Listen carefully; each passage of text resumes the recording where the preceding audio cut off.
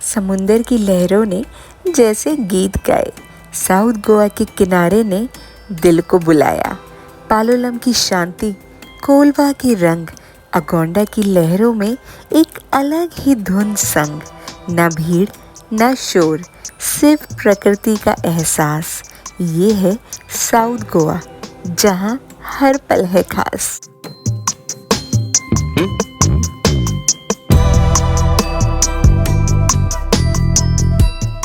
और ये हम पहुंच गए by air Delhi to Goa. तो इसी कहानी के साथ चलिए साउथ गोवा की गलियों और किनारों की सैर पर, जहाँ हर मोड़ पर एक नया रंग और हर एक मंजर एक नई याद बन जाएगा। ये पहुंच गए हम अपने रिसोर्ट। यहाँ के हरे भरे बगीचे, समुंदर की खुशबू, पूल साइड की ठंडक और कमरे की नरम सी धूप महसूस हुई। तो ये बनने वाला था हमारा घर अगले 3 दिन के लिए।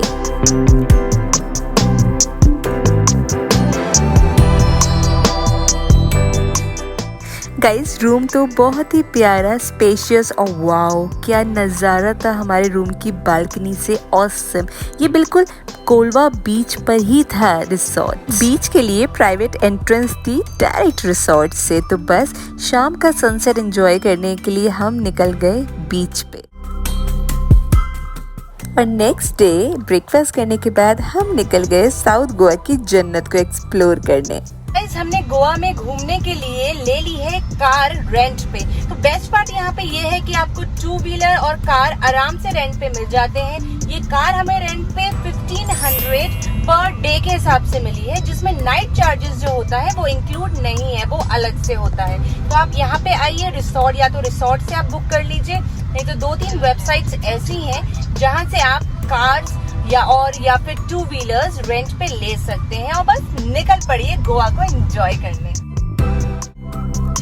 सो साउथ गोवा का हमारा फर्स्ट टूरिस्ट स्पॉट था नेत्रवली वाइल्ड लाइफ सेंचुरी, जिसकी खास बात है उसके अंदर सिचुएटेड सावरी एंड मेनप्पी वाटरफॉल। और साथ ही आप देख ही सकते हैं कि कितना सुंदर जंगल वाला रास्ता है वहाँ तक पहुँचने का।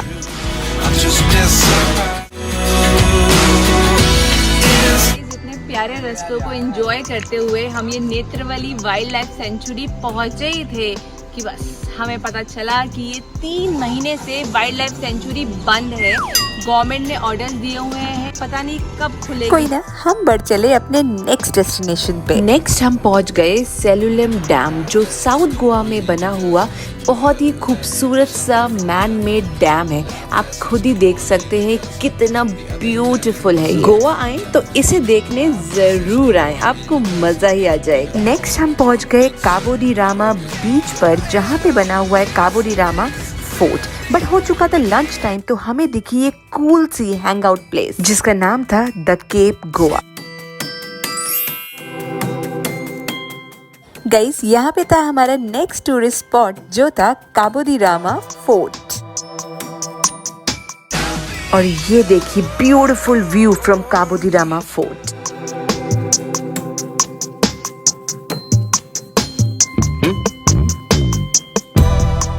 Inside Cabo de Rama Fort, there is a church which was formed in 1889. The small whitewashed church is a popular feature within the fort and adds to its historical and spiritual ambience.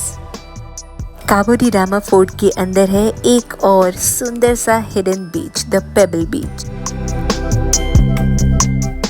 ये बीच कहती है अपनी ढेर सारी कहानियाँ। Sun में चमकते smooth stones और gentle waves give you a perfect peaceful vibe. So दूसरे दिन की थकान भरी सफ़र के बाद हम वापस लौट आए थे अपने आशियाना यानी कि अपने रिसोर्ट में। और प्यारा सा सनसेट हो रहा था जो हमारी पर्सनल बालकनी से बेहद खूबसूरत लग रहा था। गाइस, रिसोर्ट रात में तो बेहद हसीन लग रही थी ये जगह। हाँ, अगर आपको इस रिसोर्ट का पूरा वीडियो देखना है और साथ में रेट्स भी पता करने हैं तो उसका डिटेल वीडियो मैं ऑलरेडी बना चुकी हूँ। उसका लिंक आपको मैं ऊपर शेयर कर रही हूँ। सो कल इतनी दूर दूर हो आए बट अपना जो प्राइवेट बीच था कोलवा बीच इसे ही एक्सप्लोर नहीं किया, तो आज हमने सोचा थोड़ी मस्ती यहाँ पे की जाए। गाइज ये बीच बहुत ही ऑसम था, नीट एंड क्लीन। वैसे तो साउथ गोवा के सारे बीचेस ही बहुत प्यारे हैं और यहाँ पे होती है पैराग्लाइडिंग और भी वाटर स्पोर्ट्स एक्टिविटीज़ आपको यहाँ पे मिल जाएंगे। ब्रेकफास्ट लग चुका था, ये हमारे पैकेज में ही इंक्लूड था और खाना मैं बता दूं यहाँ का टेस्टी था। ब्रेकफास्ट के बाद हम चल दिए फिर से गोवा को एक्सप्लोर करने। बरसात के बाद गोवा हरा भरा सा दिखा, हर झरने ने जैसे अपना राज लिखा। छुपे हुए कोने जहाँ भीड़ नहीं थी, बस प्रकृति की आवाज़ और हवा के गीत थे।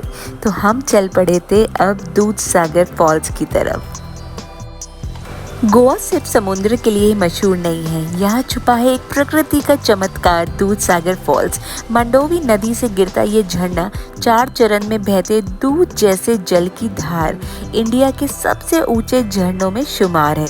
ये देखने के बाद हम बढ़ चले अब सारे बीचेस एक्सप्लोर करने और सबसे पहले द फेमस पालोलम बीच पे आ गए हम।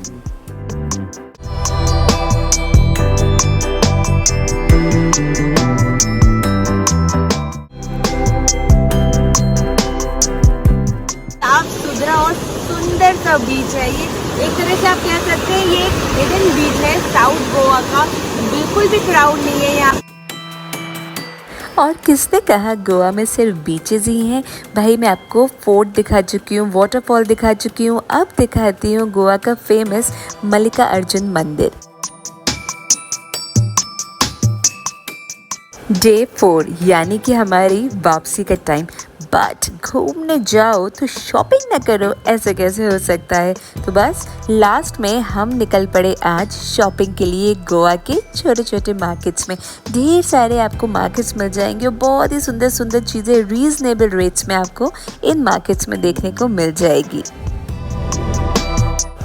ये था मेरा सफ़र और साउथ गोवा की कहानी, बीचेस, यादों की निशानी और रिसोर्ट।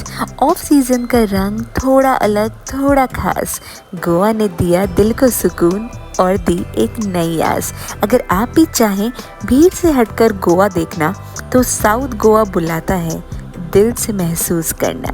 और अगर रिसोर्ट की और कहानी सुननी हो ज़रा गहराई से तो डिस्क्रिप्शन में लिंक है, एक अलग दास्तान मिलेगी वहाँ, तो उसको क्लिक करके रिसोर्ट की डिटेल वीडियो ज़रूर चेक कीजिएगा।